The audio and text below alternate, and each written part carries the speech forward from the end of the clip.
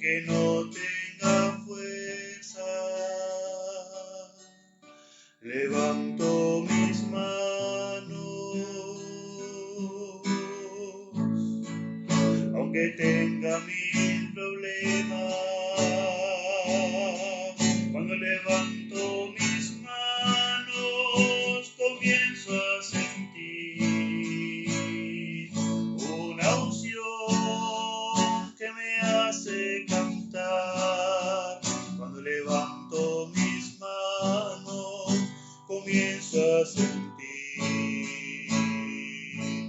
el fuego. Cuando levanto mis manos, mis cargas se van. Nuevas fuerzas tú me das. Todo eso es posible. Todo eso es posible. Cuando levanto mis manos, levanto mis manos, aunque no tenga fuerza, levanto mis manos, aunque tenga mil problemas. Cuando levanto mis manos, comienzo a sentir una unción que me hace cantar. Cuando levanto mis manos, comienzo a sentir el fuego.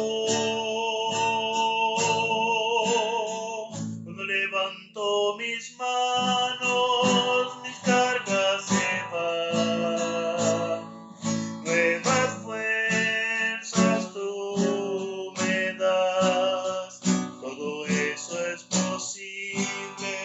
Todo eso es posible. Cuando levanto mis manos.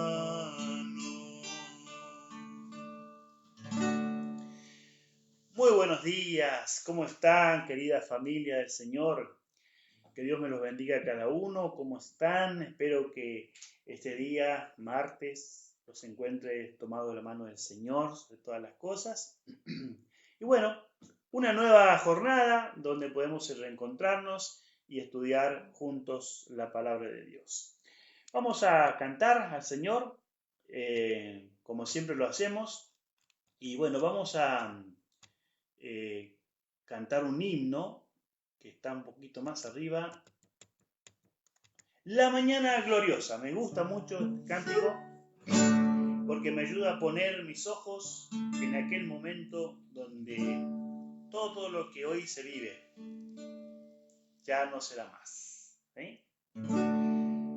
Lo que sí vivimos en el Señor permanecerá y será eterno y mucho más hermoso porque ya no tendremos en nosotros la presencia de nuestra naturaleza pecaminosa.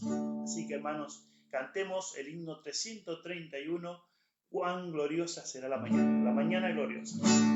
Cuán gloriosa será la mañana cuando venga Jesús el Salvador, cuando todos unidos como hermanos bienvenida daremos al Señor.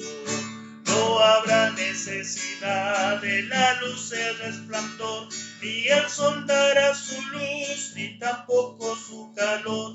Allí llanto no habrá, ni tristeza ni dolor, porque entonces Jesús, el Rey del cielo, para siempre será el consolador. Esperamos la mañana gloriosa para dar la bienvenida al Dios de amor, donde todo será color de rosa en la santa presencia del Señor. No habrá necesidad de la luz, el resplandor, ni el sol dará su luz, ni tampoco su calor. Allí llanto no habrá, ni tristeza ni dolor, porque entonces Jesús es Rey del cielo, para siempre será el consolador. Amén. Será nuestro consolador, nuestro querido y amado Jesús. Vamos a seguir cantando. Yo quiero trabajar. Este es el himno 577.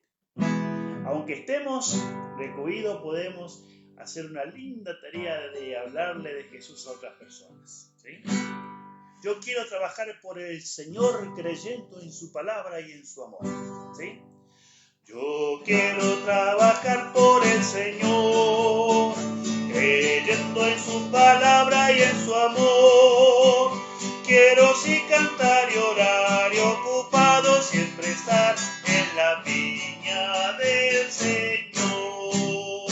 Trabajar y orar en la viña del Señor. Si mi anhelo es orar y ocupado siempre estar en la viña del Señor.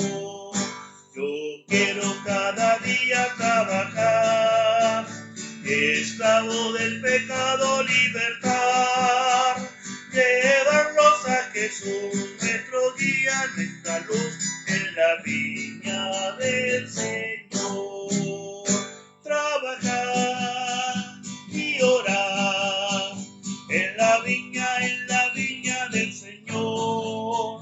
Si mi anhelo es orar y ocupado siempre estar en la viña del Señor.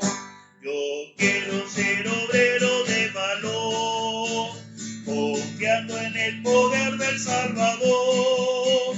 Quien quiera trabajar hallará también lugar en la viña del Señor. Trabajar y orar en la viña del Señor. Si mi anhelo es orar y ocupado siempre estar en la viña del Señor. Amén. Qué lindo poder alabar al Señor, hermanos. ¿Sí? Él es nuestra motivación. Vamos a seguir alabando al Señor con otros cánticos que tengo aquí. Este es un cántico de testimonio. Alto, escúchame. Alto, escúchame. No sigas caminando más. Hoy quiero decirte lo que hizo Dios en mí. Qué lindo poder compartir esto, estas simples palabras.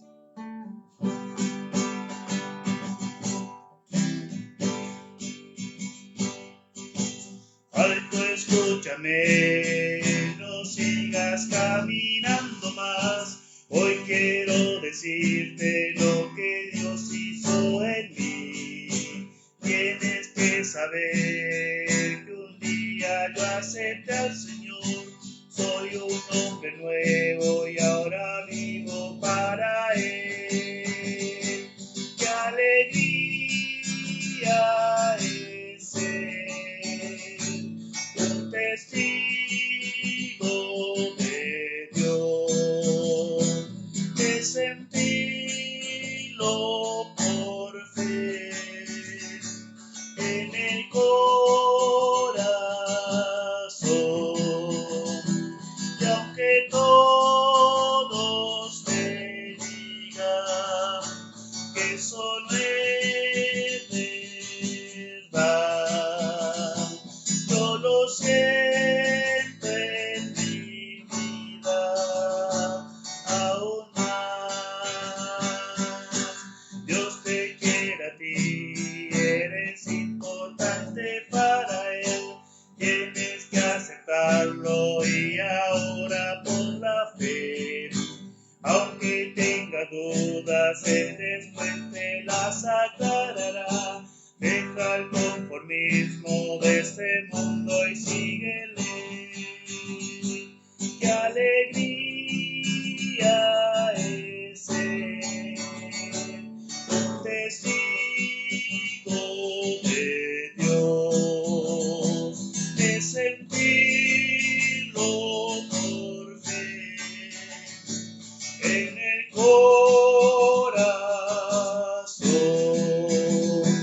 Y aunque todos me digan que eso no es verdad, yo lo siento en mi vida aún más.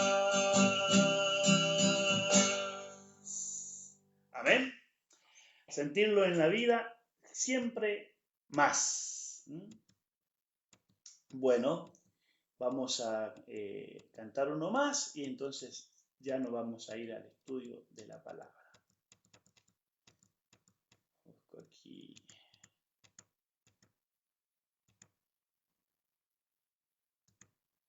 Busca primero el reino de Dios y su justicia.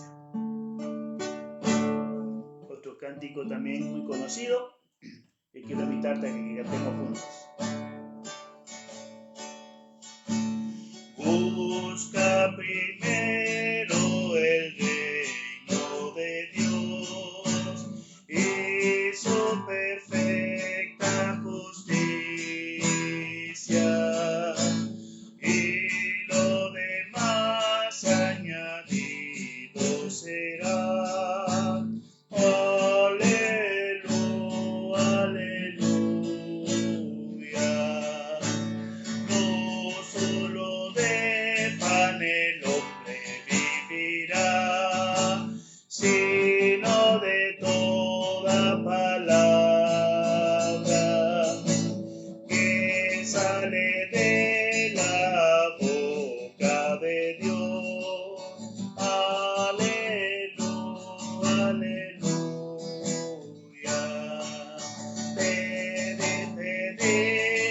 Deseo dará.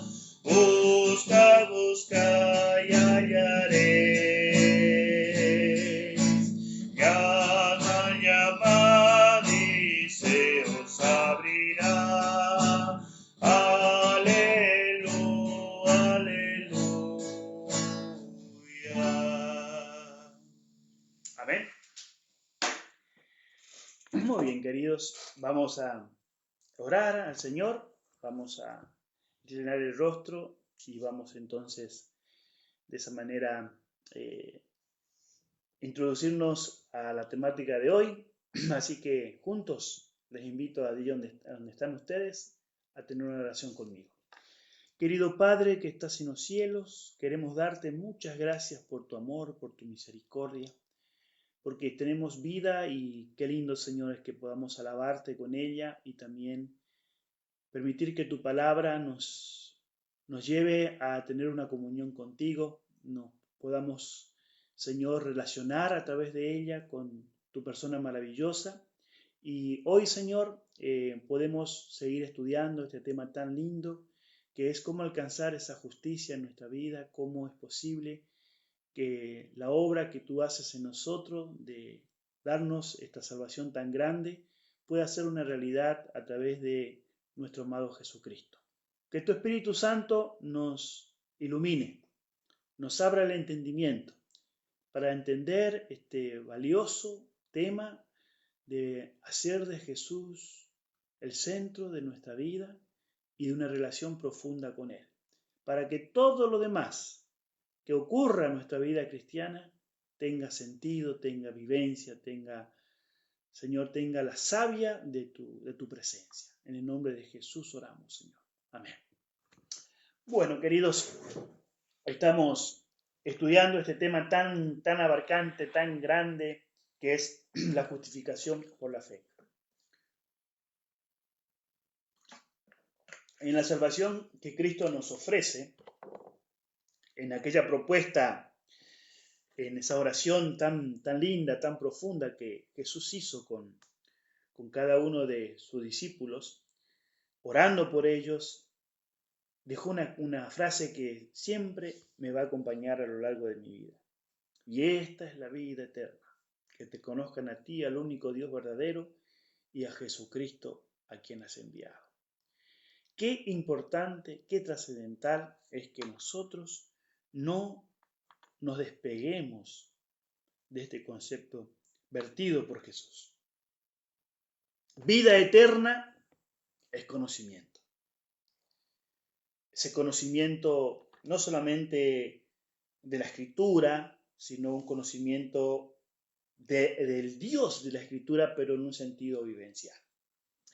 Decíamos que este conocimiento es imposible que pueda provenir de nuestra propia naturaleza, porque estamos limitados. Job ya lo dijo, conocerás tú, dice los secretos del Señor, llegarás tú a la perfección del omnipotente, es más alta, es más profunda. No lo podemos realizar. Sin embargo, Dios no juega a la escondida con nosotros, ni tampoco en esa demanda de conocerlo a Él como base de la vida eterna, está la necesidad de que comprendamos de que existe el instrumento que nos llevará hacia ese conocimiento de Dios, de su persona y sobre todas las cosas, a entender sobre todo a Jesucristo, el Dios encarnado que vino a traernos de una manera visible la deidad. Y estábamos analizando el tema de la seguridad a través de la justificación y también, ¿sí?, esa justificación por la fe y también el juicio por las obras. Ayer habíamos iniciado ese tema. Esto puede estar en aparente tensión, aparente tensión. Por un lado, somos justificados solo y exclusivamente por la fe, sin las obras de la ley. Pero por el otro lado, somos juzgados por las obras. Y esto puede generarnos a nosotros un sabor amargo si no logramos entender cómo estas dos cosas se fusionan y actúan en la vida del creyente, de aquel que ha decidido establecer esa relación de eternidad con Dios. Esta tensión muchas veces se produce porque tenemos conceptos equivocados. Muchas veces consideramos a la fe más importante y el juicio por obras como algo sin importancia. ¿Por qué? Porque le damos valor a aquellos pasajes que hablan sobre la justificación por la fe y dejamos de considerar aquellos pasajes que nos hablan de que seremos juzgados por nuestras obras. Y no lo podemos hacer de esa manera, porque sería una interpretación inadecuada de lo que Dios me está presentando. Recuerden que cuando abrimos las Escrituras estamos frente a la persona de Dios que nos habla. Y Dios nos habla de la justificación y cómo ésta ocurre, pero también me habla del juicio y cómo éste ocurre. Y yo debo estar dispuesto a tomar las dos cosas y entender de que si salen de Dios no puede existir contradicción. ¿Se entiende? Es decir, no puede existir contradicción en Dios. Por lo tanto, ¿cómo nosotros podemos, de una manera equilibrada, sana, que nos lleve a profundizar la relación con Dios a través de esta justicia que Él me imparte por la fe y este juicio que yo debo vivir por las obras? Entonces, la primera cosa es cuando nosotros ponemos un fuerte énfasis en la justificación y dejamos de considerar lo que Dios me presenta acerca del juicio por las obras. Cuando tomamos los pasajes relacionados a una mera exposición de lo que no podemos hacer por causa de nuestra naturaleza, ¿no es cierto?, y a la necesidad de estar siendo perdonados constantemente porque no podemos hacer aquello que Dios nos pide, porque las exigencias de Dios son más allá de nuestras capacidades. Entonces, considerar así estos pasajes de manera tan liviana acerca del juicio, entonces simplemente recurro al perdón, pero manteniéndome en la impiedad, en el camino de la inmoralidad.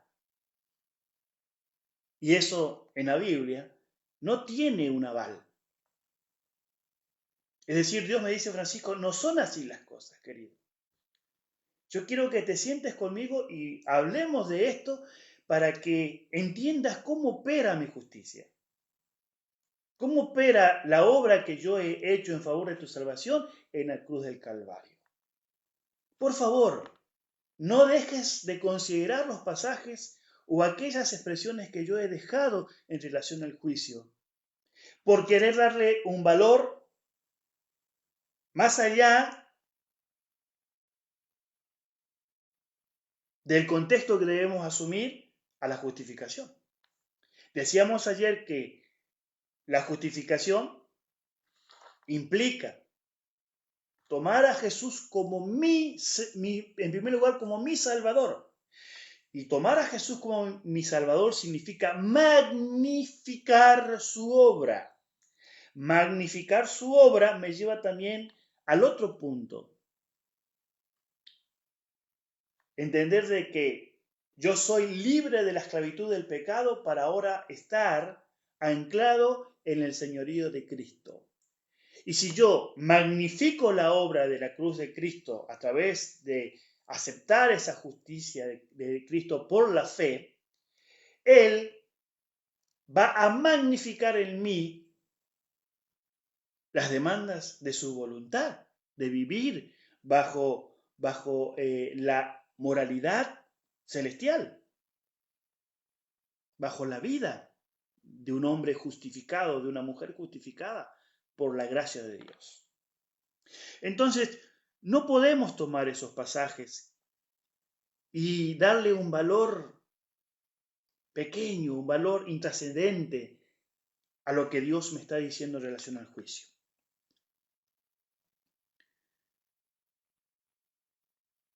Porque si hay algo que la Biblia dice, que todos aquellos que hemos sido perdonados, hemos sido rescatados, es para ahora vivir bajo los parámetros, ¿sí?, de la verdadera piedad bíblica. Por eso existe la palabra piedad y la palabra impiedad. La impiedad es cuando yo no vivo bajo la piedad de Dios. Y ser una persona piadosa significa ser una persona que vive la voluntad del Señor, entendiendo que esa voluntad se puede vivir cuando la justicia de Dios está operando activamente en el corazón y en la mente del creyente. Que le hace repeler en esta época del virus, ¿no? Hemos visto un montón de consejos, un montón de publicidad, un montón de cosas que intentan hacernos tomar conciencia del valor que significa higienizarnos, lavarnos. Y me quedó grabado una de todas las que vi, hay una que me quedó grabada muy, muy puntualmente. Es cuando se muestra en un lugar, en un plato, los virus, y uno pone el dedo sin jabón en la mano y el virus se le pega. Y la otra es cuando tenemos jabón en la mano y entonces ponemos el dedo sobre el plato lleno de virus y es como que el virus se aparta porque aquella mano está bajo la protección del jabón. Queridos, esa es la justicia de Cristo. Solamente que el virus no está afuera. El virus está adentro y Dios opera internamente a través de su gracia divina. Por eso decíamos anteriormente, aunque nos lavemos con lejía y amontonemos jabón sobre nosotros, la mancha de nuestro pecado va a permanecer. Tiene que existir un jabón, vamos a usar el símbolo del jabón, un jabón que se opere desde adentro, limpiando, sacándonos el poder de ese virus que nos lleva a contaminar nuestra moralidad, a contaminar hasta las acciones que nosotros cometemos bajo el orgullo, bajo la vanidad, bajo la vanagloria. Hoy estamos muy metidos con esto de hacer una cosita y sacarse una foto, sacarse otra, y publicar por las redes acá, publicar por las redes allá. Y a veces me he puesto a pensar si no estamos dando lugar a la vanagloria. ¿Qué necesidad de mostrar aquellas cosas que Dios me permite hacer? Sí, yo puedo mirar lo que está haciendo aquella persona y tomar una foto, pero cuando yo comienzo a mostrarme y estoy haciendo esto, estoy haciendo aquello, puede ser motivador, sí, pero cuidado, podemos caer en la trampa de la vanagloria y quedarnos encerrados en esa trampa. Sigamos en este proceso. Si yo creo que el juicio de Dios no trata con la salvación o la perdición, sino simplemente tiene que ver con algún aspecto de, digamos, de premio que yo voy a tener en el final, un premio mejor que el otro. Cuidado con ese concepto que también se mueve en los círculos del pensamiento cristiano. No, el juicio no se trata de salvación o perdición. Vos ya fuiste juzgado en la cruz del Calvario y ahora ya no importa lo que vos hagas, ya estás salvo. El juicio simplemente es para darte un premio a vos. Pero los pasajes que nosotros ayer vimos no nos dicen eso. ¿No los escuchaste? ¿No prestaste atención a esos textos? Bueno, yo quisiera que, si tenés tu Biblia ahí en tu lugar donde estás, la abras conmigo y consideremos algunos pasajes importantes. En primer lugar, quiero que vayamos al pasaje del Evangelio según San Juan, el capítulo 15. Miren qué interesante acá. Escuche bien esto. Jesús dice en el capítulo 15 de San Juan, versículo 1 en adelante, dice, yo soy la vid verdadera y mi Padre es el labrador. Ahora escuche, todo pámpano que en mí, o sea, en Cristo, no lleva fruto, lo quitará. Y todo aquel que lleve fruto, lo limpiará para que lleve más fruto. Aquí esta palabra quitar es una acción de juicio. En otras palabras, fíjese que hay un énfasis y que aquí podemos comenzar a entender de qué obra estamos hablando. Dice aquí, todo pámpano que en mí, o sea, en Cristo, o sea, podríamos traducir, todo cristiano que en mí no lleve fruto, lo quitará. ¿Quién? El Padre, que es el labrador, el que cuida de la viña, el que poda, el que saca lo que ya no hay posibilidad de que la savia de la vid corra por esos pámpanos. Llegó al punto de tener una conciencia cauterizada, al punto de que ya no puede escuchar más la voz de Dios. Y ojalá, estoy usando una palabra de deseo, ¿no es cierto? Ojalá que nadie de nosotros haya llegado a ese punto de no escuchar más la voz de Dios. Porque ya no habría solución para nosotros. Pero si en tu corazón, allí, en tu mente, sentís o percibís o te das cuenta de que hay alguien que está hablando a tu mente, a tu corazón, es el Espíritu de Dios despertando la conciencia. Pero acá dice que el pámpano, el cristiano, que ya no pueda llevar fruto porque ya no puede, no permite que la savia, la gracia de Dios opere en su corazón, en su mente, finalmente será quitado de la vida. Esto es un aspecto muy importante. Y en el versículo 6 dice así: el que en mí no permanece. ¿Y cuál es el sentido? Dios nos injerta en la vid cuando creemos en Él, como pámpanos, para llevar fruto. La función de un pámpano es llevar fruto. ¿Pero qué fruto? ¿Los frutos del pámpano o los frutos de la vid? Ah, y está la diferencia. ¿Es el fruto del pámpano? ¿El pámpano tiene que gastarse porque produce el fruto de la vid? La función del pámpano es producir o llevar fruto. Es llevar fruto.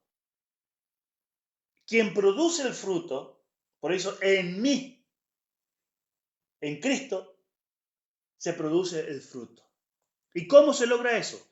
Cuando el pámpano permanece conectado a la vid, pero sin llegar a estar cauterizado. Y acá hay algo interesante que a mí me impactó estudiando este tema. Yo puedo estar conectado a la vid, pero ser un pámpano seco,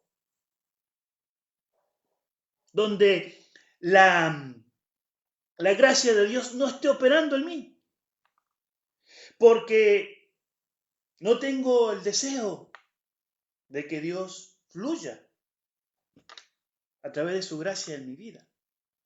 ¿Y cómo llego a este punto? Cuando no le doy lugar a la relación con Él, cuando simplemente estoy enfrascado en los deberes eclesiásticos. Y quiero que entiendan bien, queridos, con mucho respeto, se lo digo para cualquiera sea usted su fe, sea adventista, católico, evangélico, por favor, lo digo con mucho respeto y con cariño. Podemos estar enfrascados en nuestras labores, en nuestras obras eclesiásticas, en nuestros ritos, en nuestros rezos, pero sin estar conectados con la vida. Porque si no, ¿qué sentido tendría aquí que un pámpano puede ser quitado?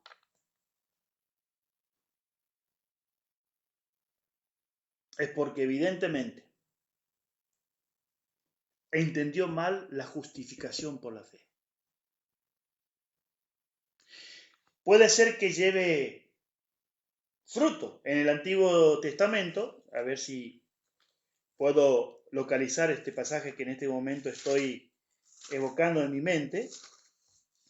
Hay un texto donde Dios hace una gran pregunta, hasta una pregunta con sorpresa, no podríamos decir, ¿no? Dice así, capítulo 5 del libro de Isaías. Usted puede buscar en su Biblia, por favor. Dice: ahora cantaré por mi amado el cantar de mi amado a su viña. Tenía mi amado una viña en una ladera fértil. La había cercado y despedregado y plantado de vides escogidas. Había edificado en medio de ella una torre y hecho también en ella un lagar. Y esperaba que diese uvas y dio uvas silvestres. Ahora, uniendo este concepto con el otro, es decir, que ese pámpano puede llevar fruto, pero no en Cristo.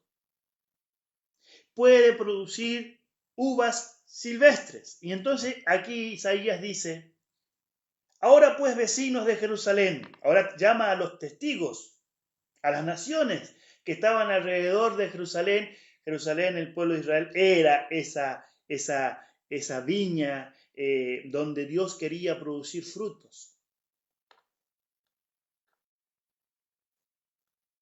Dice, ahora pues, vecinos de Jerusalén y varones de Judá, juzgad ahora entre mí y mi viña. ¿Qué más se podía hacer a mi viña que yo no haya hecho en ella?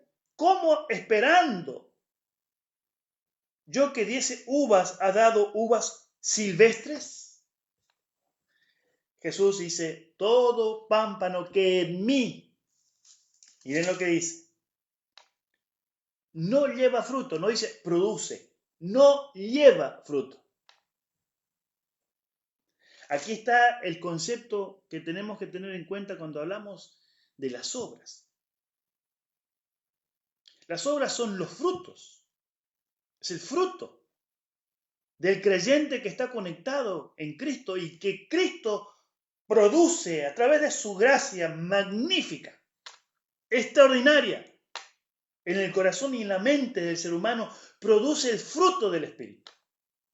Es un creyente imbuido del amor, imbuido de la misericordia, de la paciencia, de la benignidad. ¡Uf! Qué tremendo esto, ¿no? ¿Cuánto nos falta?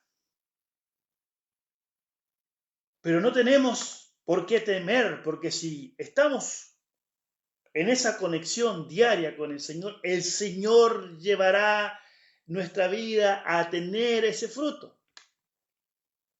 Porque Dios no nos pide algo que Él no pueda producir en nuestras vidas.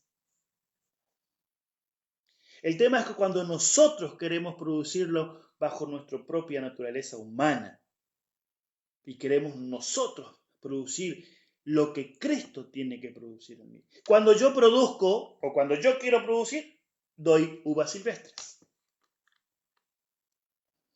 Y eso es un desagrado a los ojos de Dios. Estoy conectado a Cristo, pero no permito que su savia corra en mi vida, que su gracia corra, sino que quiero producir mi propia justicia.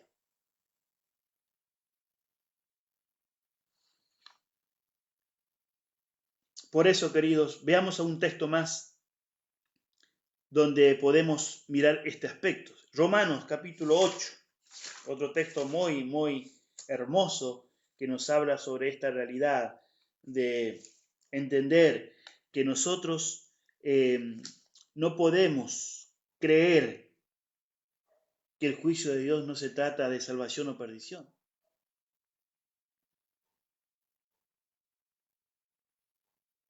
Caer en ese error es caer en un error fatal. Ahora, no debemos entrar en la desesperación porque justamente la justificación por la fe me da la seguridad y ya lo vamos a ir viendo un poquito más. En el capítulo 8 de Romanos, en el versículo 13, miren lo que dice. Porque si vivís conforme a la carne, moriréis. O sea, estaba hablando aquí de la muerte eterna, del fruto del pecado. Pero no se queda ahí el texto. Mas, si por el Espíritu hacéis morir las obras de la carne, viviréis. ¿Cómo yo puedo hacer morir mi propia justicia o quiero producir mis propias uvas silvestres? La única manera es que el Espíritu de Dios esté trabajando en mi corazón, trayendo aquello que ya vimos en Juan 16:8. Cuando el Espíritu venga, Él convencerá a Francisco de pecado, de justicia y de juicio. Eso es lo que el Espíritu Santo tiene que producir en mí para que yo pueda ser un pámpano genuino, insertado en la vida verdadera que es Cristo, y a fin de que Cristo pueda fluir su gracia sobre una vida humana y reproducir su esencia en la vida de ese cristiano. Hay otros textos más que podemos mirar. Usted puede, si quiere anotarlos, yo se los doy.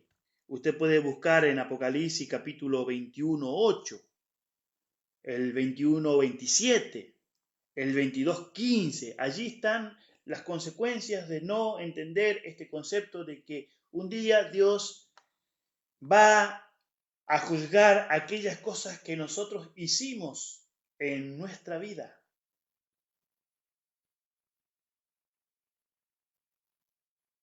Y tenemos que tomar en serio esto porque hoy el tiempo que usted y yo estamos viviendo es un tiempo precioso. Y es el tiempo donde debemos darle a Jesús. Porque vemos que todo aquello que Jesús nos dijo en sus profecías se están cumpliendo frente a nuestros ojos. Y también el engaño espiritual se está cumpliendo frente a nuestros ojos. Y caer en el engaño de que el juicio es algo pequeño, que yo no debo tomarlo en cuenta, es minimizar la justicia de Dios. Y minimizar la justicia de Dios es también minimizar el juicio. Por lo tanto, si yo magnifico la justicia de Dios, magnificaré el valor del juicio. No es que lo voy a reducir como algunos intentan.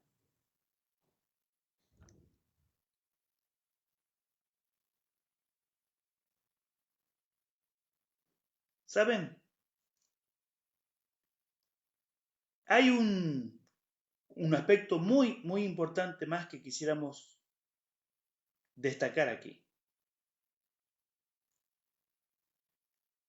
Hay una declaración que podríamos decirlo de una manera,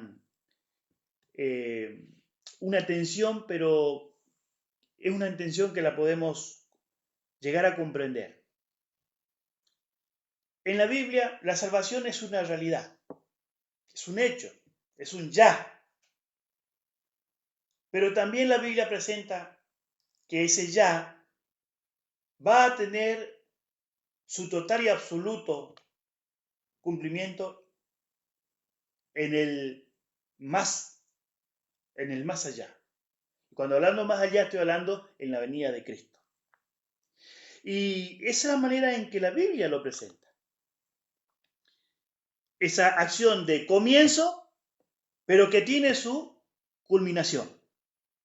Ahora, el hecho de que yo haya comenzado en mí no significa que no la va a terminar. Dios es el que inicia esa obra cuando por la fe logra conquistar mi corazón, cuando por la fe Él me lleva a ese punto de la humillación donde yo decido caminar con Él, decido que la gracia de Dios opera en mi corazón porque he sido atraído por el amor de Dios. Y vuelvo a este punto, queridos, si el amor de Dios no nos convence, si el amor de Dios no me humilla, si el amor de Dios no genera en mí arrepentimiento, si el amor de Dios no logra sacarme una confesión genuina, entonces nada, absolutamente nada, lo puede hacer. El temor no saca una verdadera confesión. Por eso yo estoy en contra, absolutamente en contra, de aquellos que atemorizan a las personas con un infierno o con algo por el estilo. Esto es simplemente una decisión, queridos. O aceptás la gracia de Dios o la rechazás. Y si al aceptarla entendés lo que Dios tiene que hacer en ti, y al rechazarla también estás entendiendo lo que te va a acontecer, porque en tu pleno albedrío decidiste no ir por el camino que Dios te señaló, sino por el camino que vos creíste que es el mejor. Por eso que Dios nos invita con amor, no con temor. Dios no va a manipular nunca tu mente. Él va a invitarte, va a conquistar tu corazón. Porque Dios quiere establecer una relación de amor. Y no es una relación que simplemente dure 1 o 2 años. Esa relación tiene que ser construida sobre la base de la eternidad. ¿Estás entendiendo lo que estoy diciendo? Esa relación con Dios no puede durar 10, 15, 20 años o los 80 años de tu vida. Esa relación que Dios inicia en tu corazón cuando te llama, cuando logró hacer que tu corazón vuelva a Él, es una relación que tiene que ser construida sobre una visión eterna, perdurable.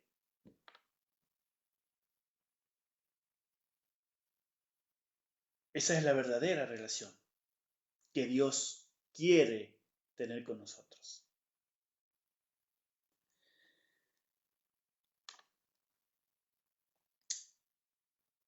La esencia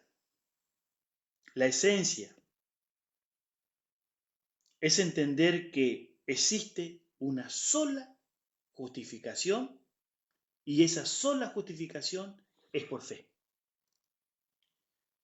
Ya lo dice Romanos 1:17. El Evangelio se revela, dice, ¿no es cierto? Aquí vamos a volver a leerlo. Dice, porque no me avergüenzo del Evangelio, porque es poder de Dios para salvación a todo aquel que cree, al judío primeramente y también al griego, porque en el Evangelio, la justicia de Dios se revela por fe y para fe, como está escrito, mas el justo por la fe vivirá. Ahora, normalmente nosotros ahí le hacemos un corte, ¿verdad?, al texto. Pero miren, tenemos que aprender a unir también el versículo 18. Porque está la contraparte de lo que ocurre cuando esa revelación que me da el Evangelio, en esa buena noticia, lo que Dios quiere que yo vea, porque Él revela, Él lo aparta la cortina para que yo me encuentre con esa buena noticia, con esa justicia de Dios. ¿Qué pasa? Que también la ira se revela. No solamente la justicia. La ira, y ojo, vuelvo a este punto, en ningún sentido toma esto como un intento de asustar, sino simplemente de reflexionar, de comprender lo que Dios nos está diciendo. Porque la ira de Dios se revela también, como así como la justicia de Dios se revela en el Evangelio, y esa justicia se revela para salvación, así también la ira de Dios se revela desde el cielo contra toda impiedad, ¿sí?, e injusticia de los hombres. ¿Por qué? ¿Por qué la ira de Dios se revela con todas esas injusticias e impiedad de los hombres? Aquí está el punto.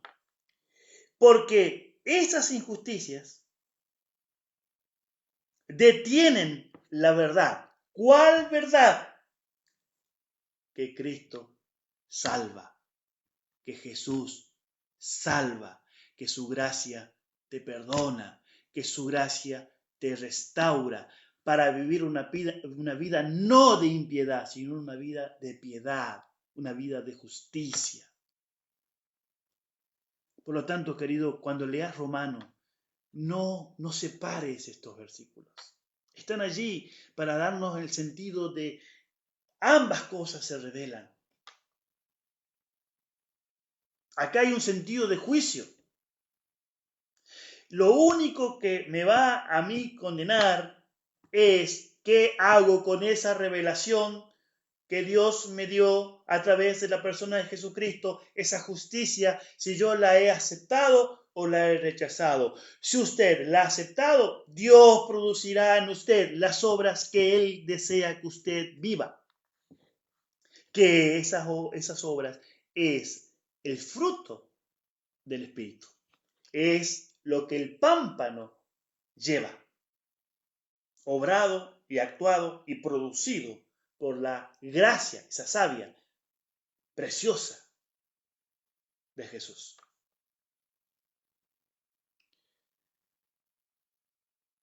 Hay una sola justificación y esta es por fe.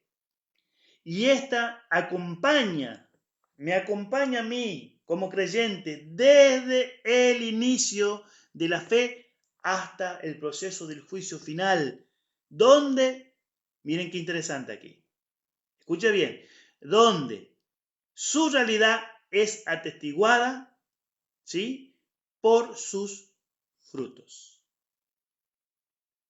Es decir, que la justicia de Dios produce el fruto.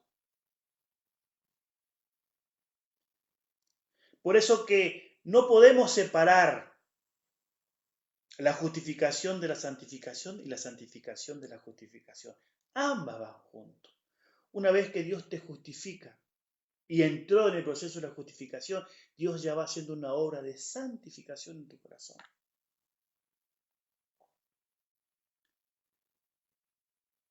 En el juicio, Dios busca la justificación, pero de sus frutos. Es lo que intenta en el juicio ver si la vida de ese creyente se encuentra el fruto de la vida. Si en ese pámpano se produce el fruto de uvas reales o uvas silvestres. Ahora imagínese que usted tenga un hermoso parral, que aquí donde yo vivo hay muchas casas de familias que tienen hermosos parrales. Y cuando llega el momento de la cosecha o comienza a producir los primeros frutos, uno va allá y se da cuenta que es bolilla de paraíso. Qué tristeza, ¿no? Qué tragedia. Pues bien, eso es lo que nos dice Isaías capítulo 5.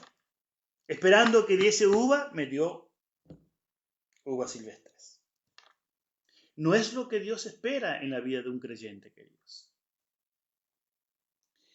Entonces, aquí tenemos que entender que en las palabras del apóstol San Pablo en Filipenses capítulo 1, nosotros vamos a encontrar esta tremenda afirmación que hace Pablo en el versículo 6. Estando persuadido de esto, que el que comenzó en vosotros la buena obra, la perfeccionará hasta el día de Jesucristo. Es decir, Dios perfecciona su obra. La va haciendo, cuando hablamos de perfección, la va haciendo completa. Hasta producir esa glorificación en el creyente que ha ido permitiendo que la gracia de Dios vaya produciendo el fruto del Espíritu.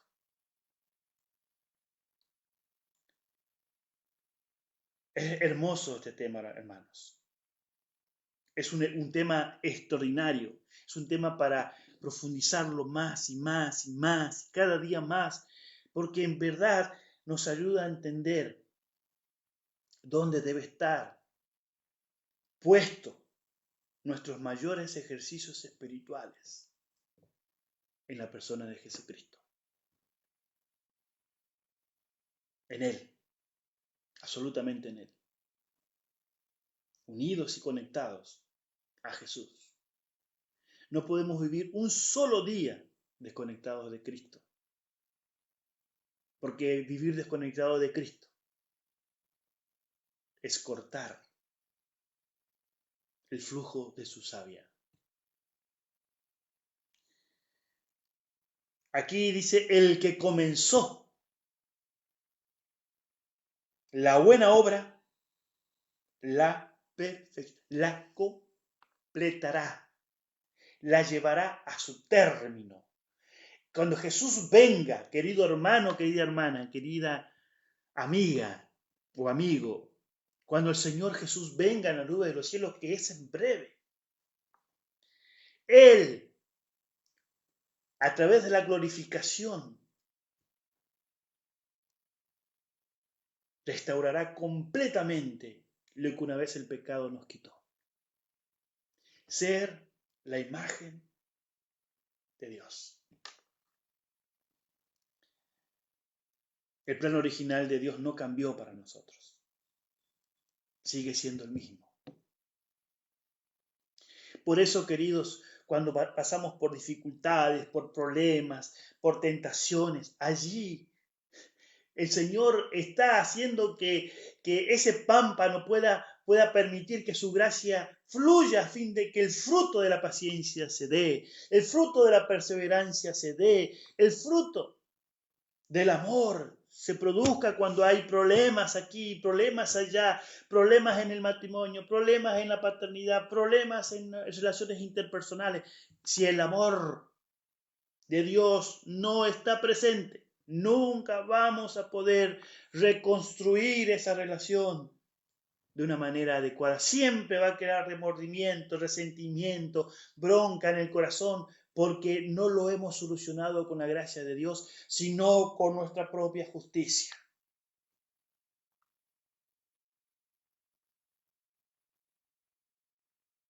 Necesitamos desesperadamente entender de que la justicia de Dios nos ayuda a presentar nuestra vida como un pámpano que produce el fruto de la gracia divina.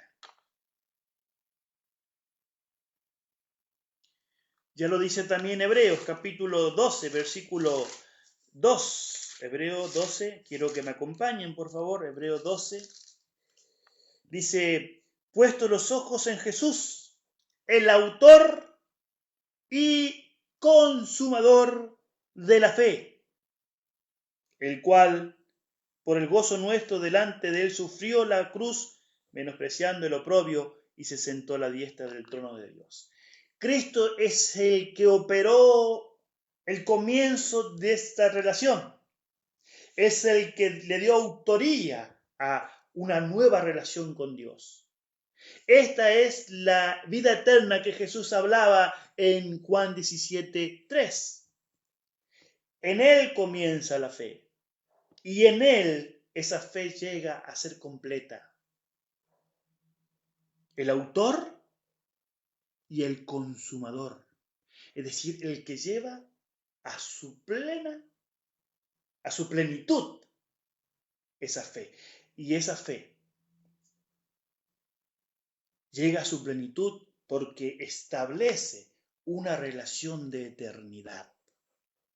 No es un momentito bajo ciertas circunstancias que yo me relaciono con Dios. Estoy pasando por un problema familiar, voy ahí a Dios. Y después que se solucionó, lo dejo a Dios en un rincón para ver cuándo lo puedo volver a utilizar cuando sea necesario, porque ahora yo puedo actuar con mi propia justicia.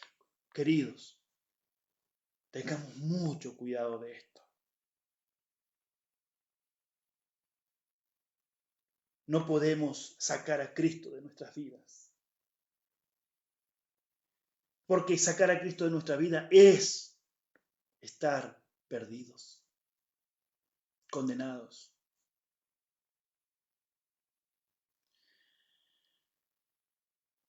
El juicio, de acuerdo a las obras, enseña que la cruz coloca a los creyentes bajo el reino de Cristo como Señor y Salvador. Ahora, como un verdadero pámpano, insertado en la vid auténtica y verdadera, que es Cristo, este pámpano opera bajo los términos de esa vid, siendo simplemente un mayordomo que lleva adelante la acción de llevar esos frutos que su amo, en este caso la vid, desea producir en ese pámpano. Sí, inclusive aquí hay algo interesante. No todos los pámpanos llevan la misma cantidad de fruto, pero sí el fruto del Espíritu lo debemos tener todos.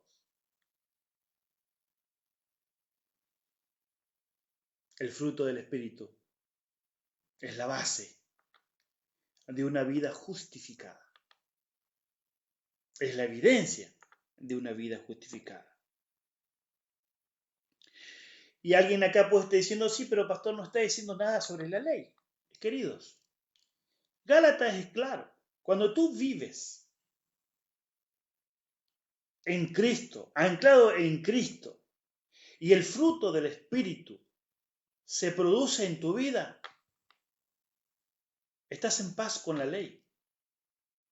Porque no hay ley que te condene. ¿Por qué? Porque estás produciendo el fruto del Espíritu. Y si produces el espíritu del Espíritu, no puedes estar en contradicción con la ley. Simplemente te lleva a vivir lo que la ley requiere por la gracia de Dios. Por eso Pablo dice, ahí en el texto de Romanos capítulo 3, este pasaje precioso que habla de la fe. Pero miren qué interesante lo que dice. Luego por la fe, yo puedo decir, luego por la justificación por la fe, ¿invalidamos la ley? Y Pablo dice, de ninguna manera, sino que la confirmamos. Es decir, la persona que está viviendo la justificación por la fe produce el fruto del Espíritu. Por eso Pablo dice, ¿contra tales cosas qué? Contra el fruto del Espíritu. No hay ley, dice. ¿En qué sentido? No hay una ley que te va a condenar porque nadie te puede señalar porque estás viviendo el fruto del Espíritu. Es decir, que vivir el fruto del Espíritu te lleva a confirmar la ley del Señor en tu vida. Qué extraordinario es esto. Y por lo tanto, saca de nuestros pensamientos, saca de nuestra esencia el hecho de pensar que podemos transitar la inmoralidad siendo creyentes en Cristo y cristianos en Cristo. Hay abundantes pasajes que nos desalientan a vivir una vida desordenada, una vida de impiedad, porque son evidencias de que la gracia de Dios no operó en nosotros, porque hemos impedido que esa verdad de la justicia de Dios no actúe en nosotros. Por eso, queridos, nosotros vivimos un tiempo donde hay muchas expresiones de fe. Tú prendes la televisión o prendes el celular o entras en internet, predicadores por todos lados, dentro de los cuales también estoy yo.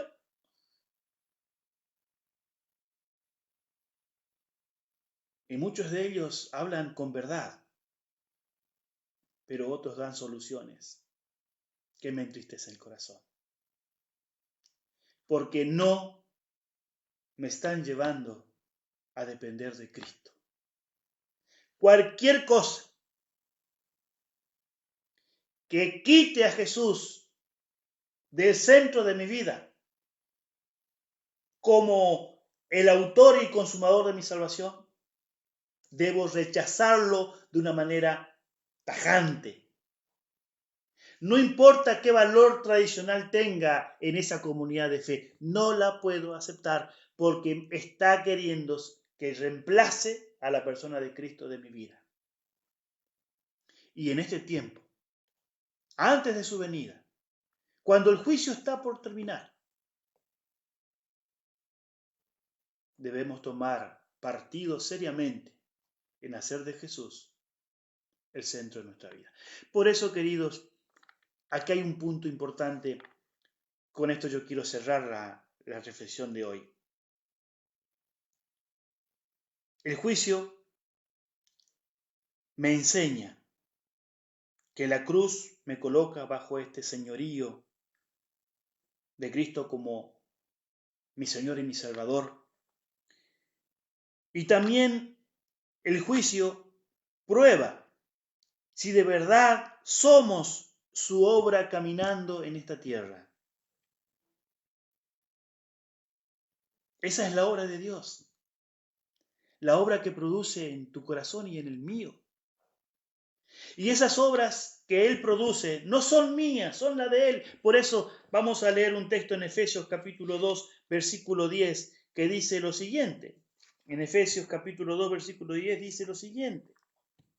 Porque somos hechura suya, creados en Cristo Jesús para buenas obras.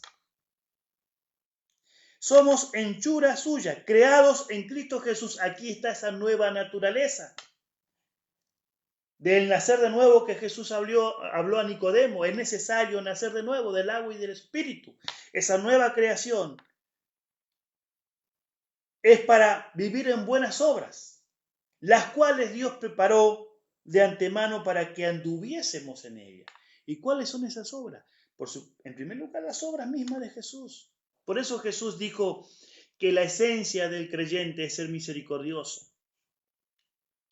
El creyente debe vivir y ser misericordioso con sus prójimos, con el que está más cerca, pero también debe de vivir la misericordia que Dios revela desde el acto divino en la cruz del Calvario hacia su propia persona.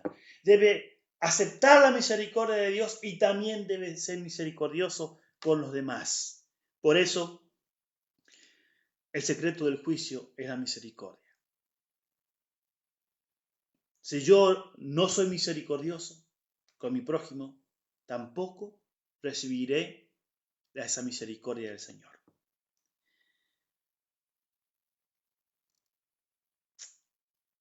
Termino diciendo que en el juicio hay dos realidades.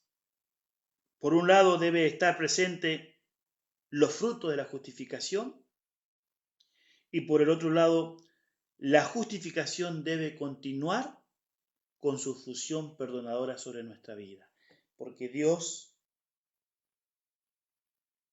debe llevarme cada día a mayores confesiones, porque su obra está siendo activa en mi vida. Cuando ya no existe confesiones, querido, cuando ya no existe confesiones en tu vida al Señor, algo paró. Pero usted puede decir, bueno, pero yo no he pecado. ¿Podemos llegar a ese punto? Cuidado. Todo ser humano necesita ser consciente de su realidad y saber de que siempre que estamos conectados con Cristo, mayores cosas Él nos revela de nuestra condición y necesitamos entregarla en sus manos de amor. Las buenas obras, querido, no te imparten seguridad. Ten en cuenta bien esto. Las buenas obras no imparten la seguridad.